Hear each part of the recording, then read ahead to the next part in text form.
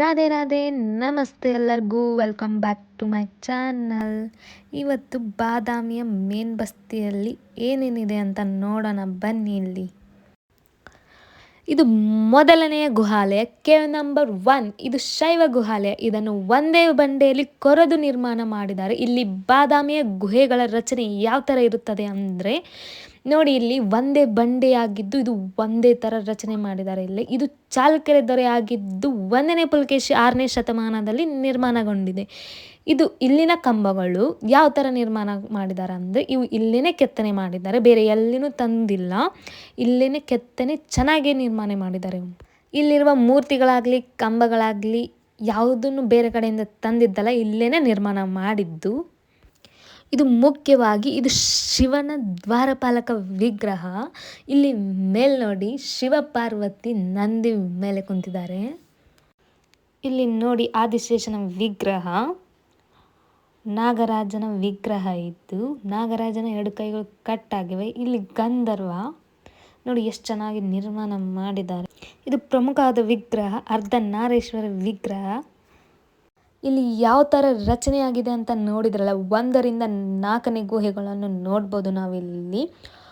ಮೊದಲನೇ ಗುಹೆಯಲ್ಲಿ ಇಂದು ದೈವಗಳು ಮತ್ತು ವಿಷಯಗಳ ವಿವಿಧ ಶಿಲ್ಪಗಳಿದ್ದು ತಾಂಡವ ನೃತ್ಯದ ಶಿವನ ನಟರಾಜ ವಿಗ್ರಹವು ಪ್ರಮುಖವಾದ ಕೆತ್ತನೆಯಿಂದಾಗಿದೆ. 2ನೇ ಗುಹೆಯು ಅದರ ವಿನ್ಯಾಸ ಮತ್ತು ಆಯಾಮಗಳ ದೃಷ್ಟಿಯಿಂದ ಹೆಚ್ಚಾಗಿ ಮೊದಲನೇ ಗುಹೆಯನ್ನು ಹೋಲುತ್ತದೆ. ಇದರಲ್ಲಿ ಇಂದು ವಿಷಯಗಳಿವೆ. ಇದರಲ್ಲಿ ವಿಷ್ಣುವಿನ ತ್ರಿವಿಕ್ರಮ ಮೂರ್ತಿಯು ದೊಡ್ಡದಾಗಿದೆ.